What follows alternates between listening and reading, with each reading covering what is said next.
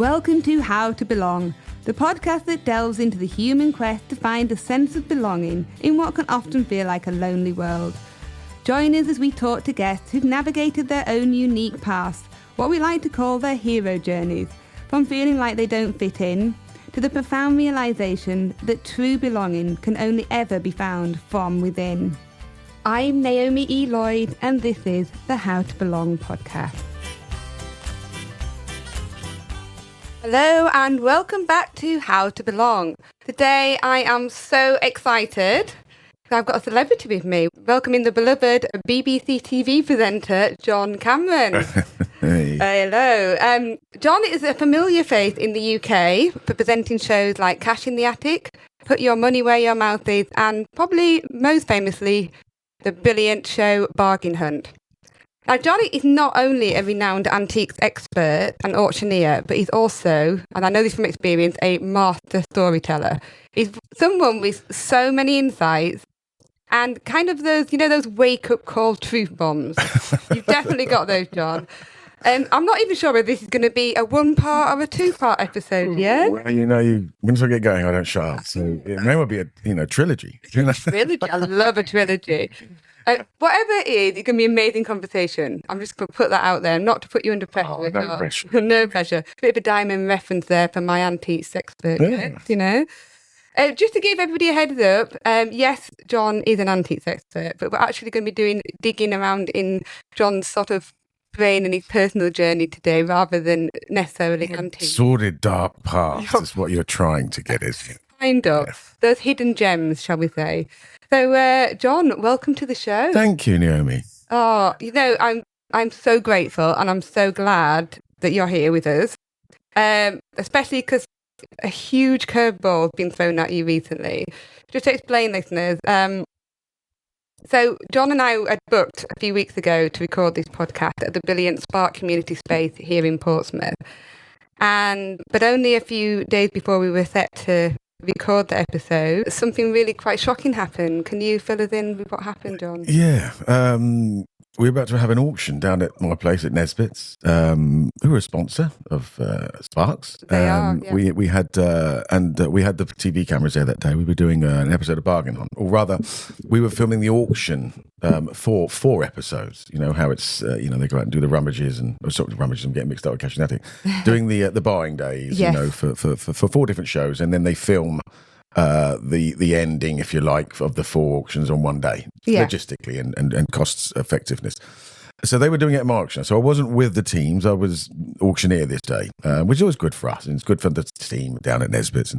But it was the hottest day of the year. Mm-hmm. And our place is like a greenhouse in the summer and a refrigerator in the winter. It is. So yeah. we were all expecting it. Fans were on and the windows were open. And I turned up and met the staff out, met the teams outside, lit a cigarette on the pavement, had a cigarette, something that crept back into my life, sadly, and went inside and then started feeling a chest pain, which got progressively worse and worse, and then sort of perspiring and sat down next to a fan, and not a fan of the show. It was a fan, one of those big metal fans, blowing cold air on me, but perspiration was coming from my shirt and then the dreaded numbing of the left arm, which you hear about, which is sort of precursor to a heart attack.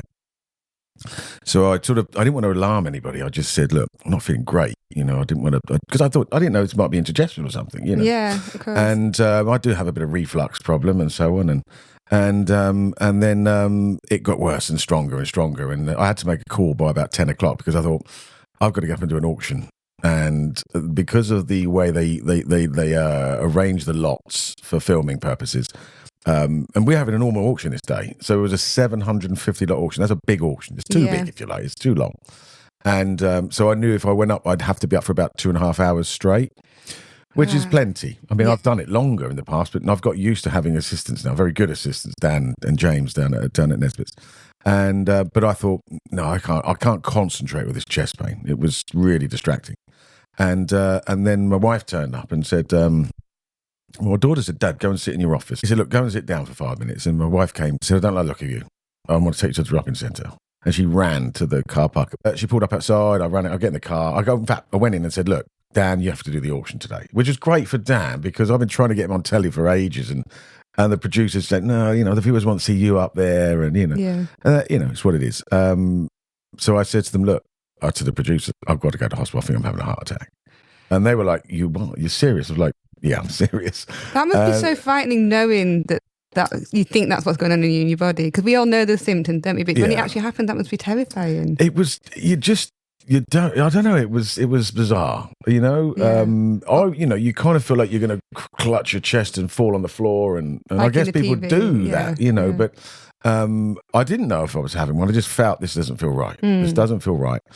We'll come on to my health, which had been progressively, self-inflicted, getting worse for a few years. So we drove to the drop-in centre is it called the drop-in centre at St Mary's Hospital? Yeah. Wonderful, wonderful people. And I walk in and just said, I think I'm having a heart attack. Yeah. So they said, just sit there, grab the wheelchair. And they took me on the back, and a guy, Steve from Edinburgh, as I recall, a nice guy. He took my blood, put a one of these ECG things, took my blood pressure. It was like 198 over something, And he said, he looked me in the eye. Apparently he'd mouthed it to my wife behind my back already. He's having a heart attack. Oh. And then he looked at me and said, you're having a heart attack. Don't worry. There's an ambulance on its way. And then I could hear this sirens almost instantly. I could hear these sirens getting louder as they were getting closer. And it backed up to the doors. They put me on I was on a trolley, and put me on the stretcher, and the trolley stretcher, and into the back of the ambulance I went. I'd never been in an ambulance before. No. So that was all new for me. And my wife came along, and she said, the two girls that were the paramedics, she said, I'm Jess and I'm Kat. And I said, Jess the Cat, Postman Pat. Oh, that's so you. In the I was trying to remember it, you see. And then we were then blue lighted, to QA. And me being me, it's got me in trouble a lot growing up, was the more serious the situation, I think of humorous things to say, and sometimes it's really inappropriate. It's not the time. Yes, but so I'm laying there. My wife is petrified, and I'm trying to stop myself from playing around and closing my eyes and saying, "Mum, is that you?" She went ballistic when she found this. You're right. Afterwards, like, you were having a heart attack, you were still trying to wind me up, and that's just who I am. Anyway, so we went there, straight there, blue lights, sirens going. Anyway, I straight out of the ambulance, straight into theatre, and they're remarkable. I mean, really remarkable. I remember laying there in the ambulance, and I kept hearing "Perfect Day," the song. What you couldn't actually hear it? No. It's interesting, isn't it? How ironic! I know, Lou Reed, and I think it's the song, the hook, you're going to reap just what you sow. I'm laying there thinking, well, this has been in the post, isn't it? So I went into theatre, and remarkable they are. They went into an artery in my arm through my wrist. They can go through your thigh, but they went in my wrist, and I had several injections of morphine at this point, which was interesting. It's quite powerful, isn't it? Yeah. It felt like a tingly blanket. Yeah. I had emergency appendicitis, and I remember thinking, "Oh, this is good stuff." Yeah. And so anyway, so they did the first stent, and then on the Friday I had another one. 2 days later I had another stent. This time I remember waking up, and I look up, and there was a nurse looking down at me, and she said, "Hi, I'm Angel." And I said, "Does this mean I didn't make it?" I mean, that was just ready for you, wasn't it? Well, I mean, you couldn't help yourself. Even that, yeah. But anyway, she said, "Oh no, you made it. Anyway, so I had a heart attack and scared the life out of everybody. And but fortunately for Daniel, my assistant of over 10 years, Daniel Tricker, down at the auction house, a very, very, very talented lad, musician, like your son, and like my son. And so he had to carry the show, and so as a consequence of my heart attack, he'll get his television debut on 4 episodes of Bargain Hunt. Oh, that's amazing! Well done, Dan. Silver lining. Yes, I had a guest a couple of weeks ago, and she calls herself a professional silver lining hunter, and I feel like you are. I like it. To be. I think you are. You try to be. You've got to try and You got to try and draw a positive. You have to. Yes. Yeah, because the opposite is, the glass is half empty, isn't it? And that's the worst thing, I think, isn't it? Oh, absolutely. Yeah. So, I mean, I'm just so grateful that you're here and to hear that story. And I think it's really enlightening to hear such a well-described experience, because, we see it on movies and stuff, but, it just shows how, that expression that the things that you should really worry about are likely to be the things that blindside you on a Tuesday afternoon. It wasn't a Tuesday afternoon, was it? It was a Wednesday morning. Wednesday morning it was. But no, I mean, it's, I didn't know what to expect. And when he actually said those words, "You're having a heart attack," that's real. It is real. It's that real at that point. So then I think, okay. I was calm, and I'm one of these people. My wife would say that in a crisis, I'm calm, but then I'm not the calmest of people with stupid things at times. I think that's quite common. There's probably a lot of people, isn't it? I am very similar to that. Yeah, definitely. Yeah. But I don't want to invite more chaos just because I'm better in those situations. Ready to go. Yeah. So I think normally I try and take the whole finding your belonging journey from childhood to where you are now, like a bit like a hero journey. But I feel because with you being you, John, like particularly exceptional, we should just start a little bit differently in terms of you've just had this experience. And one of the big things we were going to talk about today, I know we're going to talk about, is your diagnosis of having ADHD. Do you think there's anything that, we'll get more into detail with that, but just from your experience of what's happened to you recently, does it have any bearing on your experience also of being diagnosed with ADHD, do you think? Yes, it does. Yeah, quite clearly to me, because I have, like most people with neurodiversity, ADHD, these are names we give them now. They might be called something differently. But neurodiversity is hyperfocus. Yes. So I've hyperfocused on it for some years, and my best friend whose son is autistic, and he said to me, look, before you get this diagnosis, several years ago, you're going to be more knowledgeable about this subject than the guy that's diagnosed. And you do realise this, don't you? And I said, they're probably, And so I know that the life expectancy of people with ADHD is sadly shorter than the average person. Why is that then?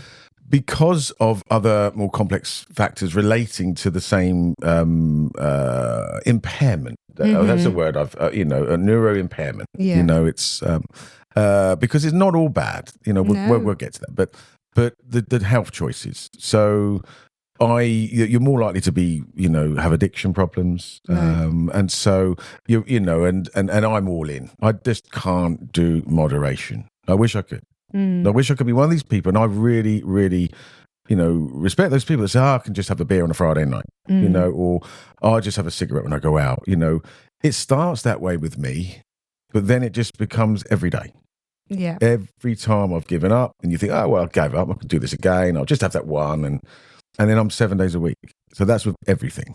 I've never been sort of, in terms of drinking, today, as I said to you when I came in, I'm going to try and not drink today, just today, see how it goes. Because, I've cut down the alcohol right down to the recommended daily dosage of 2 units per day. But there's no point, because with ADHD, we can, we talk about this, according to Gable Mattel, very well-respected author on the subject, doctor.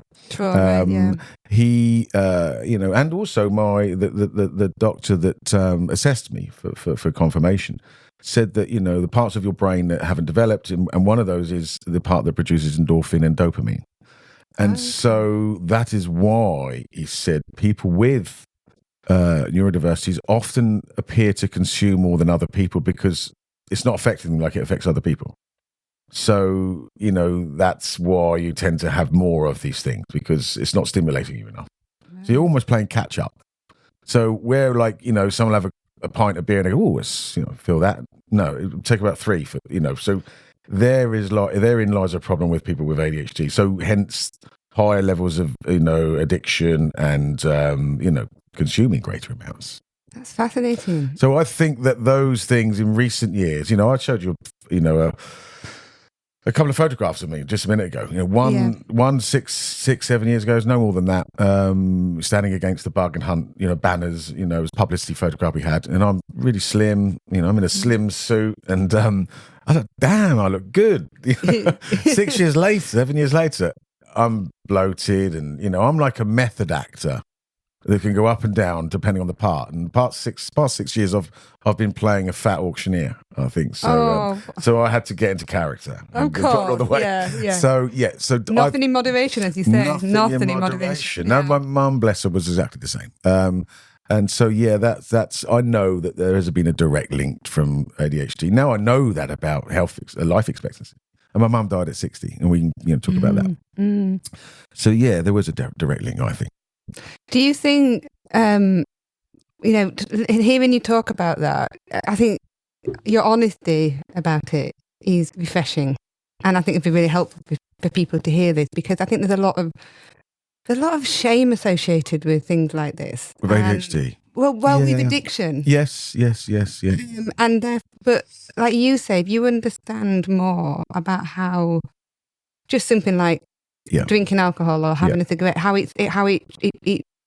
you're experiencing it differently, and why somebody who with ADHD may have different responses to things like that. It's really refreshing to hear that. But having gone through what you've gone through recently, has it changed anything about your? I know you know everything about ADHD, but has it changed any of your sort of feelings about yourself at all?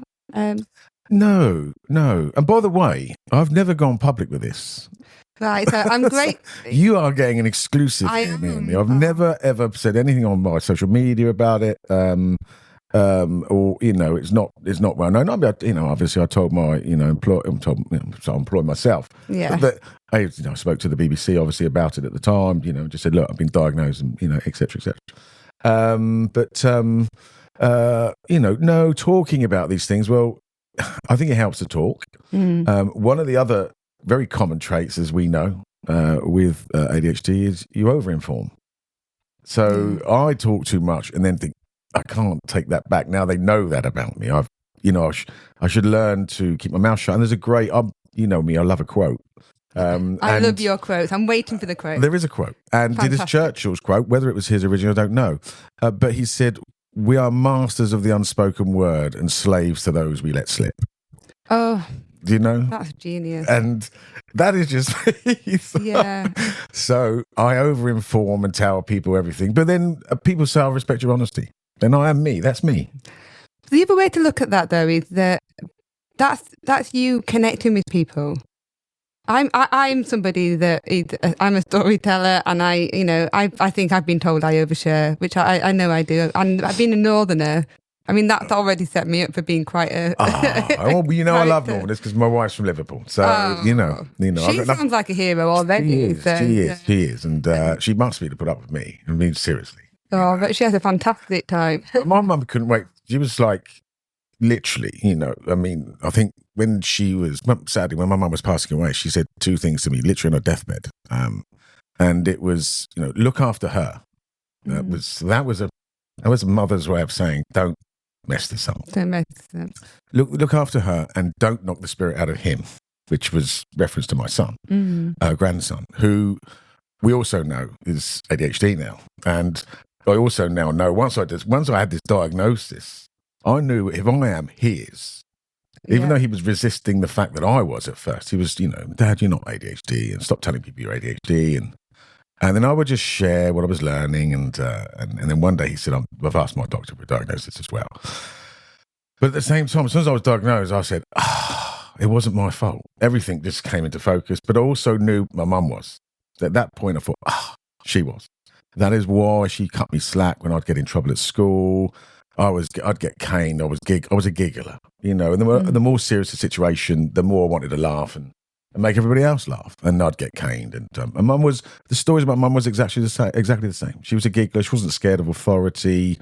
She'd fight with the boys in the street, and she wasn't your average tomboy. She was a very attractive lady, but she'd fight, and it also, became a bit of her undoing in her own personal life. But I knew if I did, she did, and so did he. So she's two things. We said, look after her and don't knock that spirit out of him. So, I've got a lot of love for the Northern girls. Oh, well, that The makes... Northern girl. So I rephrase that in case you're listening.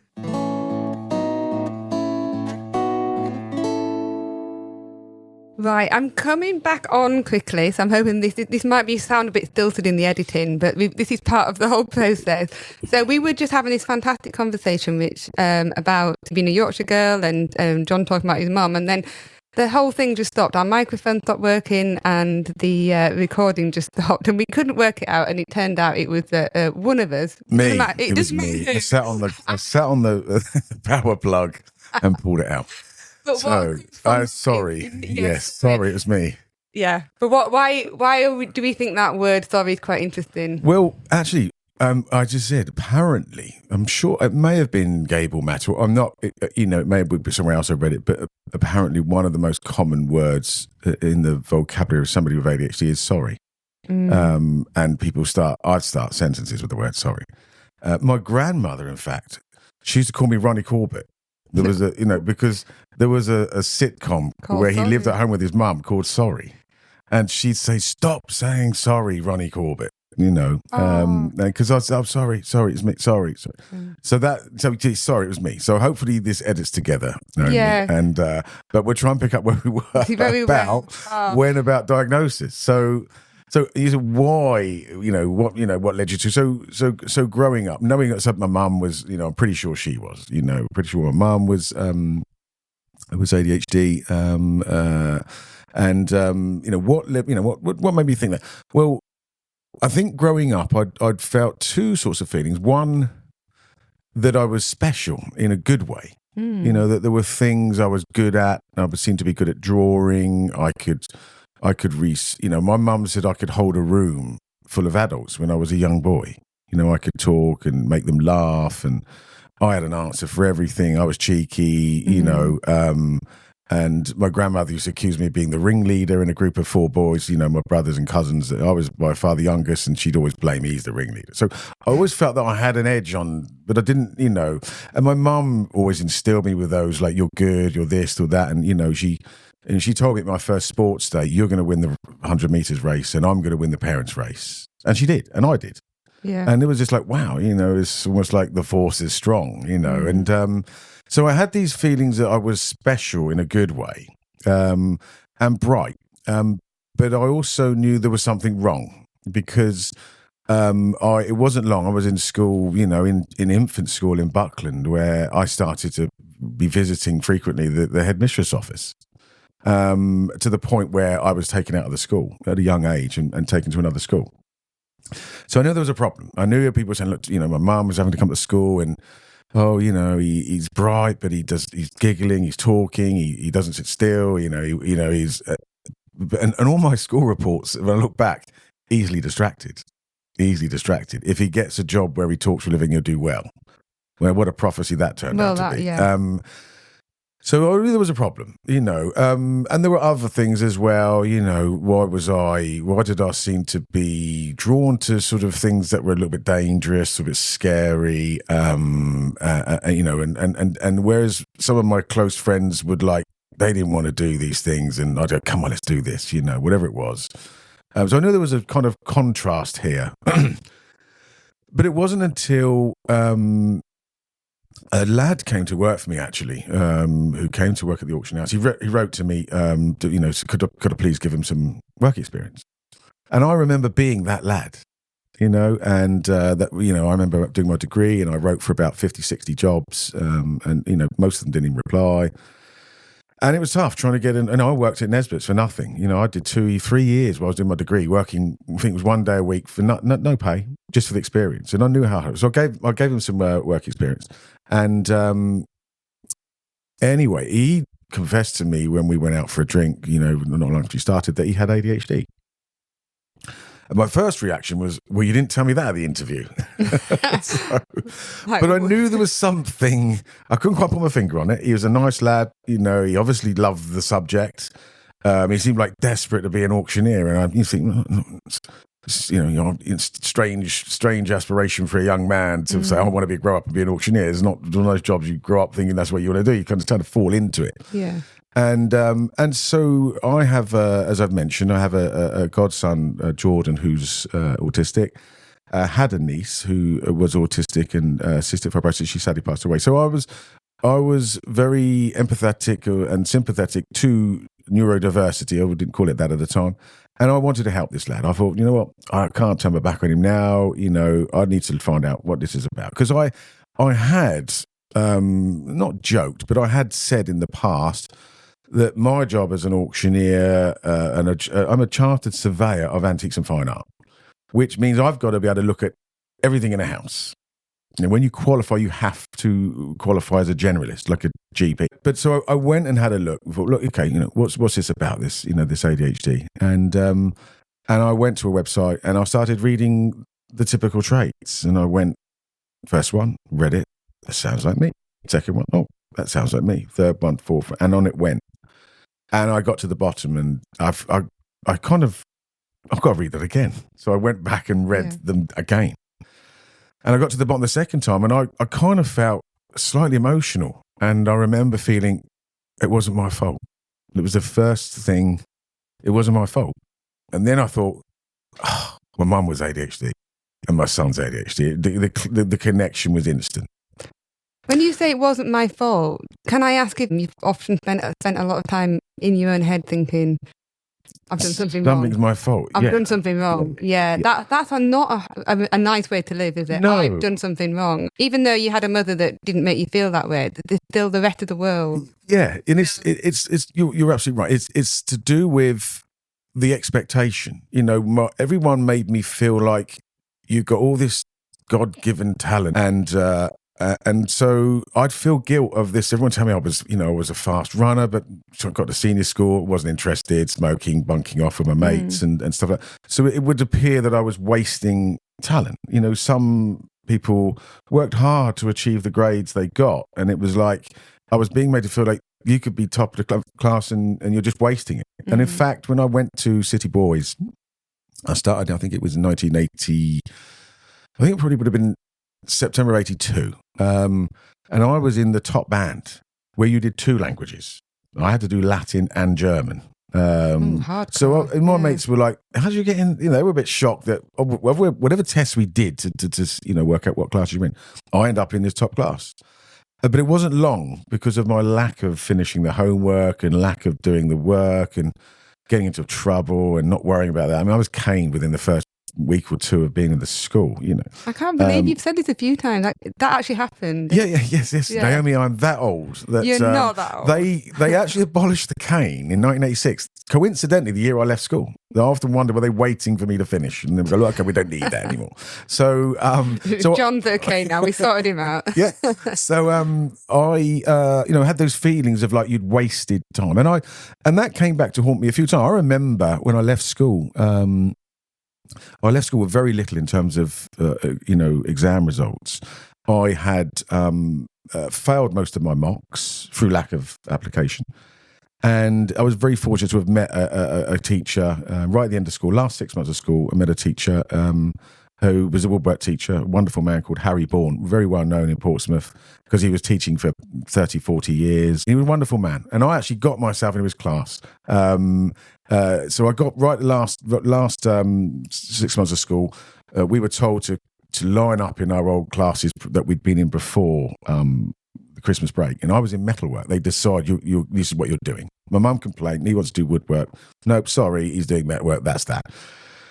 So they asked us to line up, and I think my mate's in this other line here, my good mate Melvin Austin, and we've been mates since we were 5 years old. And I thought, I want to be in his class. So what did you do? And he's doing woodwork. So while none of the teachers were looking, I just stepped into the other line, Run Around. I know you won't remember that program, Run Around with Mike Reed. I remember Run Mike Around Reed. Now, and you had to just decide whether you wanted to be in the right line. So I jump into this other line. And I always say there's no fate but what we make. Another quote. Love it. I should bring out a book of quotes. Should do. Writing a book of ADHD is hard. We'll come on to that. Anyway, so I step into this other line. But I do believe in luck because My fortune or luck was that Harry Bourne was at the beginning of this line. He was the teacher. And so they just took a new register. There I am, I'm in woodwork. Last 6 months of school, too late to do the woodwork exam. Yeah. I think they realised pretty soon that he's not supposed to be in that class, but they also realised, crikey, for the first time in the last 6 months of senior school, he wants to do something and he's really, and Harry was a wonderful guy. And he, I left school, I was doing lots, in fact, I was getting more teachers were saying in the staff room, it transpired, my name would come up and they didn't want me in the class because he's not doing the exam and he's just disrupting the others. And so Harry would sort of interject and say, who are you talking about? Oh, well, send him up to me. He can do extra woodwork. So suddenly I was doing like 10 double periods of woodwork a week. They were just happy I wasn't, doing something negative. You were occupied. Yeah. And when I went to leave school and start applying for jobs, then I realised, oh, I've messed up big time. This is when it really came home to me that, it's too late. Typical ADHD, too late, left it too late. And I went back into the school and said, I can't get into college, I can't get a job. And I won't say what Harry actually said because, he was down with the kids. You know what I mean? He spoke our language. Let's just say it like that, know. And he, bless him, he went out on a limb. He phoned the old place where he started as an apprentice back it would have been the 50s, I guess, after the war, called Barnes and Elliott. He said, look, I need a favour. I've got a lad, he's been a troubled lad at school, but he's turned it around. Trust me, I need a favour. Stand it on me.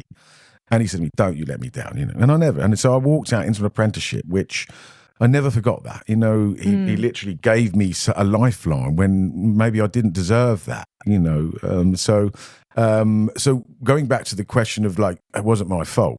I suddenly, all the guilt, and guilt is another massively common trait. Yeah. People with ADHD and these neurodiversities, that's when I said, it wasn't my fault. I realised it wasn't my fault, and that it just made me feel, I don't know, it made me feel normal to know that you're not alone. As a group, this is a common pattern of behaviour that is now being, pigeonholed, for want of a better word, into this group of people with these traits experience these different, aspects of their personality. Quotes and give you an example of that. Leonardo da Vinci, somebody that, doing my fine art degree at university, I remember back then the sort of aspects about his personality, and he's 100% ADHD, and he's been retro-diagnosed by one of the Oxford professors, I think, or they've done they retro-diagnosed the full-on assessment. In fact, I was only watching something last night about Leonardo da Vinci. And there again, he finished very few things. He'd get bored and he'd start other projects, and he got run out of town because he'd taken the money from the church for the commission and didn't come up with the commission, and things took too long. He'd switch, and they've actually analysed some of his works now, and they can see that he painted the top corner here, and then he's gone away for a year, and he's come back and painted this bit, and then he's gone down there, and then he's gone back to that bit, and nothing was ever finished. That's the other thing. It's like, it's never good enough. You're self-doubt. These are all common traits of ADHD. I felt it wasn't my fault. That must be such an incredible feeling. I've read about this, people who've been diagnosed with ADHD, another thing, that there is that first sense of relief. I've also read that not long after that can come a little bit of grief. I listened to Dr. Alex Partridge's ADHD Chatter podcast, and that's come across a few times that, particularly with women diagnosed, it seems to come out a lot in perimenopause, that some of the symptoms for women are slightly different that might come up. But you can actually feel a sense of grief that if only I'd known all these years before, then my relationships might have been different. My sense of self and belonging would have been different. And there's a bit of grief that comes with that because of all the life that I could have lived before. That's only something that I've read. I don't know if you relate I suppose so. I know you can't dwell, and it's about going forward, but I wish my mum would have known. Yes. Yes. For her sake, she struggled with relationships, and she was a beautiful woman, so she never had any trouble attracting, partners, but she had trouble and it wasn't trouble keeping them. She couldn't back down from an argument. These are all traits, and she's usually defending someone else. But I wish for her sake, because, having read about people with ADHD are more likely, forgive me I don't have the statistics, but you are, considerably more likely to be obese with ADHD, because there are these compulsive, and that's the thing, going back to what we were talking about earlier, addiction and one's not enough. So my mum would, my wife's a great cook and used to be a chef, and she cooks a mean roast dinner, and people would, they love her roast dinner, and she would say, I won't say what she'd say because she liked to swear word, but she'd blame my wife and say, "It's your fault, Vicky. I've eaten." And my wife would say, "You didn't have to eat 16 stuffing balls." That was my mum. So she'd buy a packet of chalk ices from Iceland, and she'd eat one, and then and she'd eat the whole box. And then she'd be, when she passed away, she gave my wife her gold card from Weight Watchers. She'd been going all her life. Right? She sounds incredible. She'd fought her weight all her life, and and this was the same as me. Look at me. I just showed those 2 photographs of me before and after. 6. And I'm not commenting because I don't want to. I think you she's a good example, but I think considering you had a heart attack a few weeks ago, I think you look fantastic. So I'm just going to put that one out there. But yeah, I can see the difference. Yeah, but I'm really pleased for my son. That yes, well, the funny thing is, he's sort of in his own way came round to thinking, and I'm really pleased for him that he now knows himself. Knows himself well. And I read a great quote again the other day. I think it might have been Socrates, Plato, or Aristotle. They're the 3 great Greek philosophers. And here's an easy way to remember them, right? Yeah, go. So Socrates, Plato, Aristotle, in that order. The first letters, acronym is SPAR. Right, Socrates, Plato, Aristotle. So one, Socrates was the first, and then the others followed him. So they're the teachers and the pupil going down in the same. You just need a K at the end, and then you'd have Spark. Where we're recording from today. Yeah. But he said the quote was, "Wisdom starts with knowing yourself." Yes, and that is so true. And so I feel my son, he understands his anger, he understands his frustrations. He understands why, he's good at what he does and he's not at what he doesn't. And that's the thing. My best mate, he always said to me, Chaz, always says, stop worrying about what you're not good at and focus on what you are good at. And, he said that for years, but it's only now I can join up those dots and realise, yeah, that's exactly right. You're not good at this. And don't worry about it. Just get someone to do that for you. Yeah. So focus on what you're good at. So my son, he's 30 this year. He was 2 weeks old when I started university as a mature student. He's 30 this year.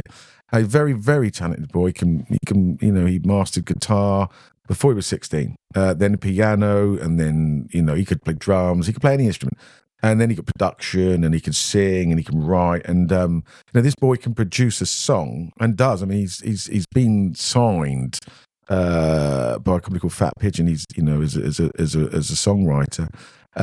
Nothing's been picked up just yet, and he's written 50 songs at least, and you can finish that song and give it to them, go, there you go, it's ready to play, and no one else has touched it. He's done every single part of the production himself, and that's his ADHD. He understands that now. And also, superpower then, isn't it? So these are the thing that with that, and that is the fact of the universe. Every negative has a positive. It's the way particles even come together. It's that scientific. So you have to, but you find people with neurodiversities are extreme. Yeah. So you're neurotypical is the word for normal, because there is no normal. We're all different. Everybody's different. That's what I've come to learn, is there is no normal. We are all. And we know science must repeat itself, or maths, 2 + 2 = 4. Or if you mix this chemical with this chemical, you get this chemical reaction. And so we try to that's what it should be. It has to be that. But I think what we forget is that, science does repeat itself, but every snowflake is different. Yes. And so are we, so people are different. And So I think that's the great thing is that, and I do run off. No. I mean, you're talking my language. I think I mentioned before that I've always been fascinated by diamonds because of all their uniqueness. In fact, the episode that's gone out today, the recording, is with a gemologist talking about the unique traits of diamonds and how we can learn about that and understand that's about ourselves as well. That if you really step back and embrace it, absolutely, there is nobody else like you. There is nobody else in this world, and there never will be. And like you said, that quote about wisdom, what was it? Wisdom starts with knowing yourself. Well, there's another quote for you, and it's strangely from somebody that growing up was a real hero of mine and still is. Muhammad Ali, not just because he was a great boxer and inspired me, but because of the greatness he achieved with his fame. And one of my favourite songs, and funny enough, I quoted this, in fact you said about it, I did, on my daughter's birthday the other day, learning to love yourself is the greatest love of all. And that stayed with me. I read, you put a beautiful picture, your daughter's stunning, and you put a gorgeous photograph of her up celebrating her birthday. I mean, what a great dad. It really comes across. It's wonderful. And no wonder they were, very, very fighting for you when you had your experience recently. But you put this quote about what you just said, learning to love yourself is the greatest love of all. And Muhammad Ali, who, when I found out about ADHD and looked into it, I found this interesting list of 50 famous people with ADHD. And lo and behold, Da Vinci's on it, Muhammad Ali's on it, Winston Churchill's on it. The list goes on. We can talk about that because this when I realised I'm in a great group of people. I'm in a special group of people. But yeah, that song, if you listen to the lyrics, I believe that children are our future and stuff like that. But a lonely place to be, so I learned to depend on me. A boxing ring is a pretty lonely place to be, I know. You're on your own. That's where you find out about yourself.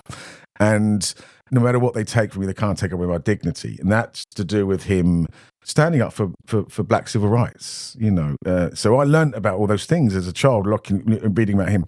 And he was teaching. He was saying to the black community of America is that learn to love yourself. Don't listen to what you've been told. And now you've been made second class and those things.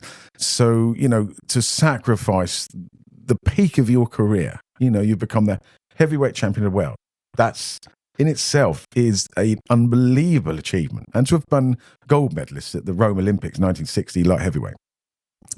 And he sacrificed all that to make a point that, no, I'm not going to just do what I'm told. So those are the things. Learning to love yourself is the greatest love of all. And that's I think is, come back to what we were saying, is that, listen, we are what we are. And you're great. Everyone's great. Oh, fantastic! I mean, I'm going to be really cheesy. I love a good quote as well, and I if I really love it, it tends to get framed on my wall. We've got that house where there's lots of photographs and lots of quotes, and that one's going to have to go up now. My husband will probably roll his eyes like, "What is that?" But I mean, I want to listen to the song, but because it's so true. You can. I talked about in the first episode that somebody sent me a book recently and I was going through a really tricky time. And the book is all about, it's called Coming Home. And it's about coming home to yourself and not trying to constantly build your home in other people. Yeah. Because home has to be within yourself. And I guess that's what all these things that you're talking about now is comes down to that. Because if you're giving that confidence to your children, and you clearly have it in yourself now, even if we do say sorry as well. Well, I say sorry. No, we all look that way. I still have insecurities and doubts and things about that. But yeah, I certainly feel the diagnosis gave me a huge amount of closure, and it made me realise that yes, maybe I have something, but knowing how many great people also have this neurodiversity, and if it wasn't for that, they wouldn't be here they are. Tom Hanks, who is he on the list? He's not on the list, but he's been quoted as saying, "I've got where I am because of my ADHD, not in spite of it." And one of the things I'm good at, my children are good at, certainly Scott and Lena, who we know are defo, neurodiverse. Lena's surfaced in dyslexia. and we think probably a bit of dyspraxia as well, coordination-wise, which is strange and that's where you go snowflakes. Because my son and I, we have fantastic reflexes, great hand-eye coordination. You know, I pick up sports pretty quickly if I want to do it, and so does he. So I think, you know, looking at the positive sides of it, and if anybody out there listening, and you know, you just put in 50 famous people with ADHD, and you'll get this list up, and it's, you know, it's people like Avril Lavigne, it's I love her. I went to see her recently. Yeah. And Adam Levine. Adam Levine too. Yeah. The Levines are all on there. But you got Picasso, Van Gogh. But you know, there's this creative side. You know, some of the great composers. I'm trying to think which ones, but look, you'll see it. But Kennedy, Churchill, Lincoln. You know, these people. Elon Musk was he? Elon Musk isn't on there, but I have met Elon Musk. And what? I genuinely did not know that. That's fantastic. Well, that's a fun story. I know, it's like I set that up and I did not know that. We want to know about Elon Musk. I really like Elon Musk, and at the time I really didn't know who he was. That sounds terrible, but that's me. I'm in my own world. And so I was asked to do a charity auction as an ambassador for the Prince's Trust, which is a great charity, and we would love to. I mean, they're about helping people help themselves, people from disadvantaged backgrounds. Yes. So great charity. Anyway, I was asked to compare. Well, I was asked to do the charity auction at the Dorchester Hotel in Park Lane about 10 years ago, or maybe a bit more. And then they rang and said, "Look, could you compare the evening?" I'm like, "Yeah, sure, I can." And you know, you saw my school reports. He could talk for a living. He'd do well, so I could do it. Anyway, I get asked to do it. When I get there, I look at the brochure. You know, you go to these charity events, there's an auction, the brochure about, you know, what's going on and a bit about the charity. Then they got the auction lots in there and so on. So I look at this brochure and open it up, and there's no picture of me inside. Now, this isn't about vanity, right? No. Okay. I've had enough pictures wait. in auction catalogues and things like that. But we are at the biggest event of the year. The captains of industry are there. You know, you've got the head of BP's got a table. NatWest's got, you know, all the banks, all the big companies are all at the Dorchester. This is the biggest event. They all want to be there. Not because I'm there, because Elon Musk is talking as well. He's the guest speaker, you see. So I said to the organizer of that one, "Why am I not in the brochure?" And he said, "Oh, sorry, John. I don't know what's happened there, you know. And does it matter?" And I'm like, "Of course it matters." I said, "These people have jobs. They have no idea who I am. They're not in the boardroom on Monday saying, 'Did you see what the blue team bought last week on Bargain Hunt? I can't believe they bought those souvenir spoons.'" Yeah. These people work. They've no idea who I am. And it's about establishing your credibility to hold the room. And that was it. So I played it down when I got up and introduced myself and said, "Look, you know, sorry, none of you know me because you all got jobs, you know." And and I said it was down to a cost-cutting thing, that if I wasn't there, then that meant another 4 sides, because you know how printing is produced and so on. I said, and apparently I got ditched for someone called Elon. I don't know. You know, fantastic. I kind of played it like that. And how did that go down? Oh, they laughed. I'm not sure if he did. I couldn't see him in the audience, but he was nice. I met him afterwards, and you know, and said hello, and you know, like what you've done. And but I'll be honest, at the time I had to look him up. Yeah. It was 12 years ago, but you know, he's successful. I just think, and he's defo. You know, I don't want to throw the word about, because my friend tells me off saying it. You know, stop diagnosing people.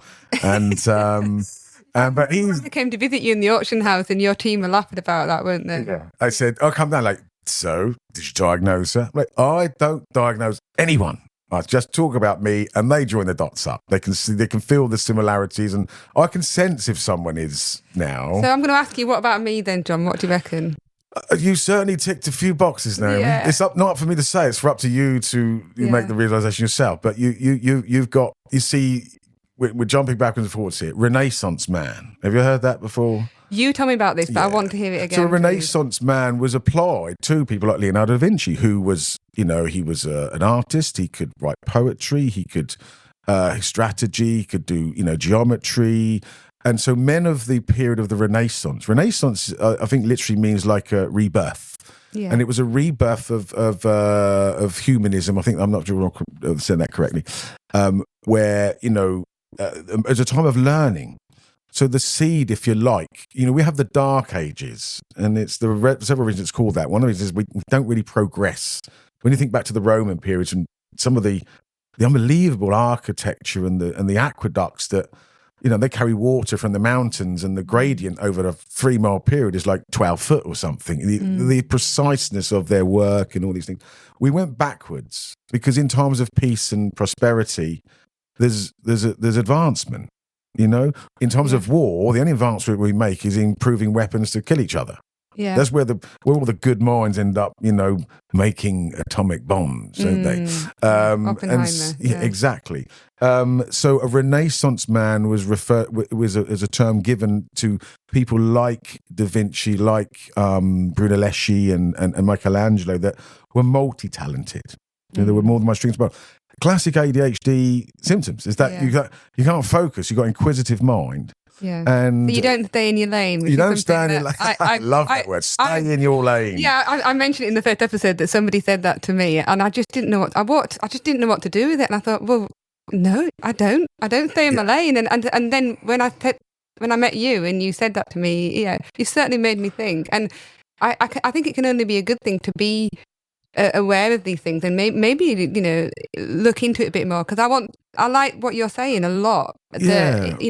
I know I say sorry, and I've been told off so many times for saying sorry. Yeah. So yes, I'm hearing. This is the thing. People go like I can see them like they're not even sometimes saying this is me, but I can see it in their eyes.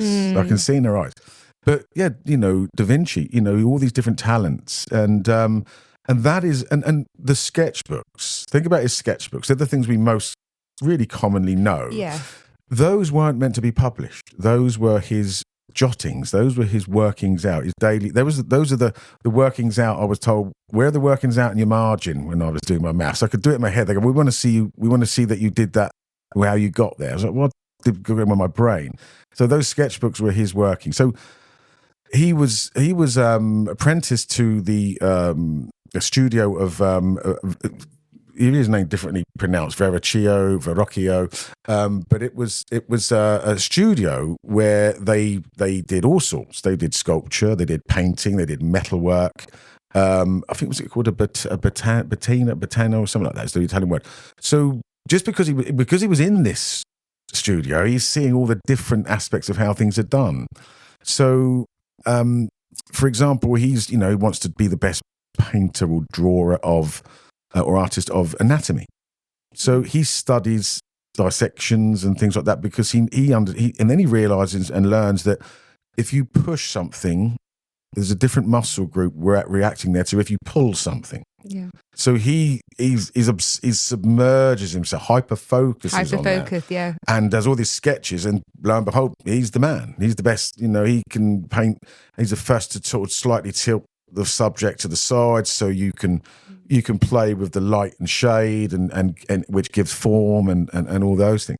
And then, then he's designing cranes because, he's got to get a sculpture perhaps on a roof. And he's like, well, how am I going to get up there?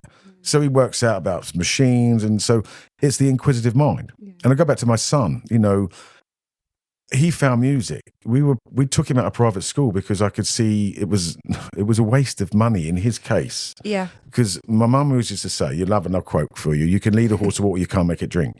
Yeah. And they knew that with me at school. My mum sadly knew that with me. She was the one who got me university when I was 24. But we ended up took my son out of private school. But he just discovered music at that point, and so he learnt guitar. And then he would drift away. And then we realised in the end, I want a new guitar. And I'd be like, you got 3 guitars, but I want this guitar. And I realised, and I never paid for him. He would save up and get these guitars himself.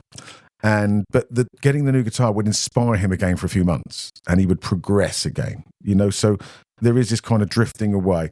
But he learnt guitar, then, like I said, and went on to these different instruments. He's stuck within an area. But his kind of drifting away, losing interest, and inquisitive about, well, how does production work then? I want to know, Yeah. So, and the same with me, I when I qualified as a chartered surveyor of antiques and fine art, you have to qualify as a generalist, like a GP. I said it earlier.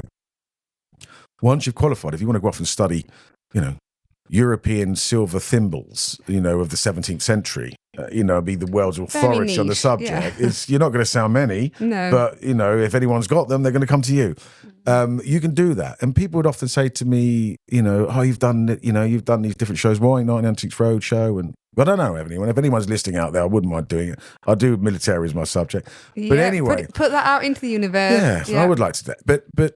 I didn't know why, and I didn't know why I didn't have a specialist subject. And this is before I knew about ADHD, that I would question myself and why haven't you? And why, And I've constantly got these books, and I would joke that my job's a great job for someone with ADHD.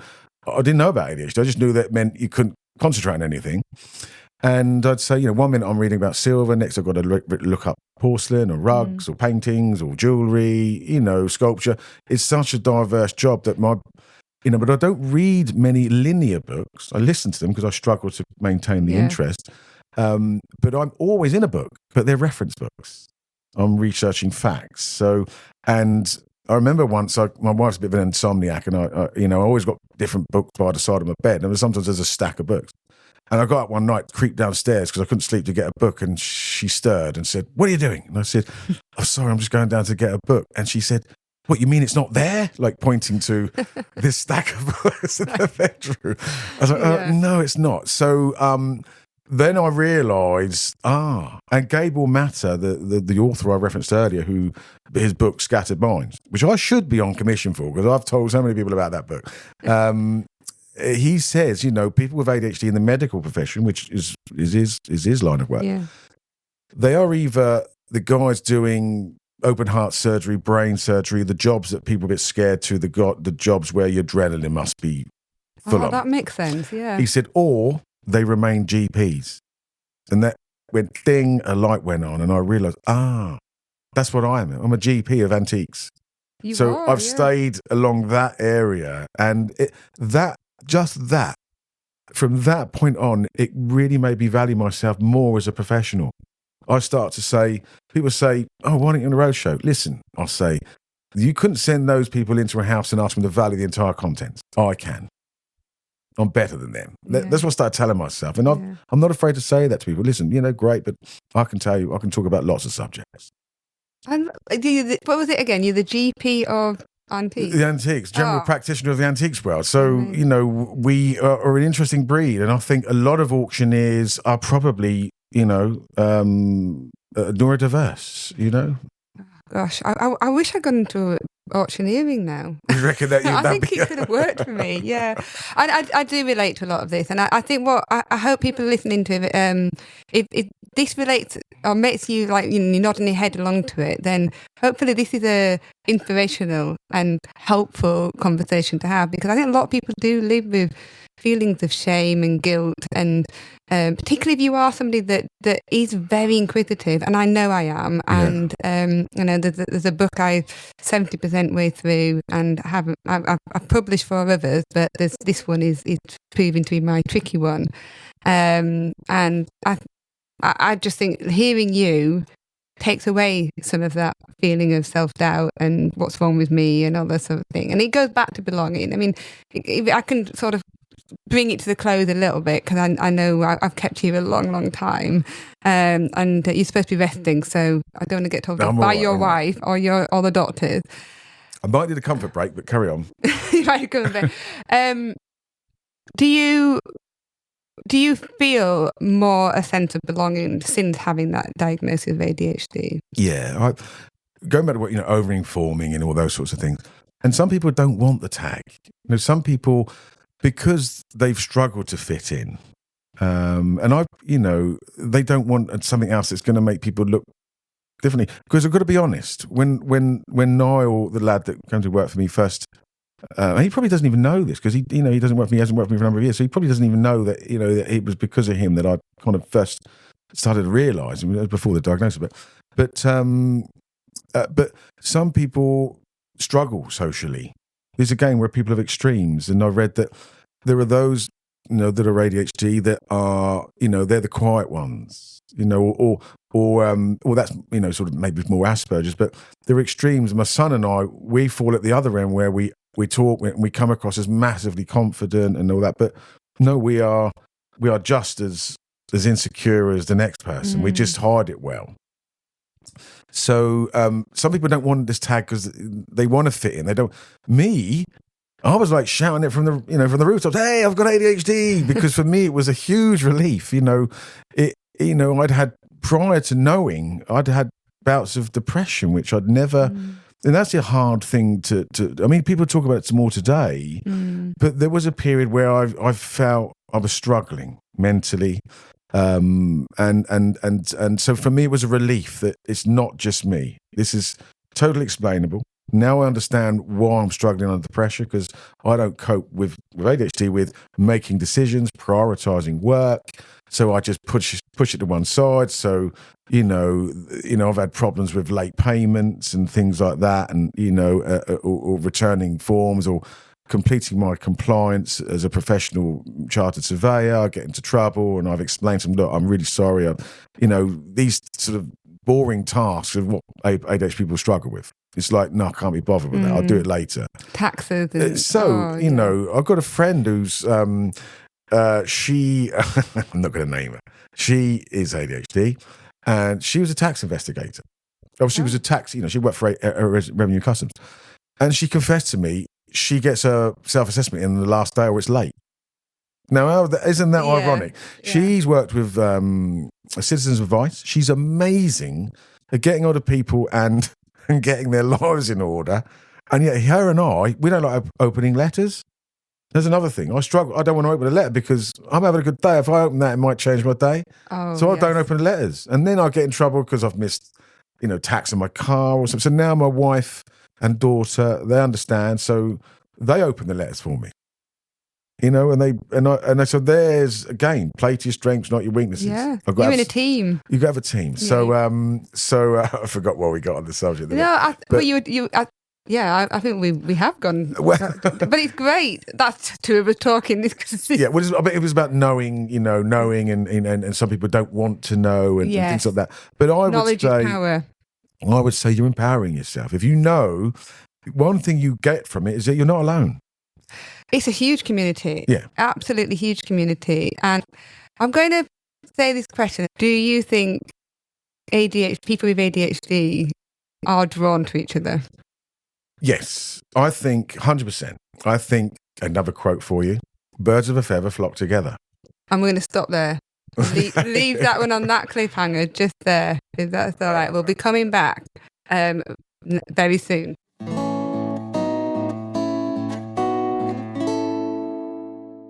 And that's a wrap for today's episode. I know we ended it a bit abruptly, but John, I think, needed a well-deserved break, and I'm sure you do too. Don't worry, we've got more insightful stories and revelations from John Cameron coming your way next week. Thanks so much for tuning in.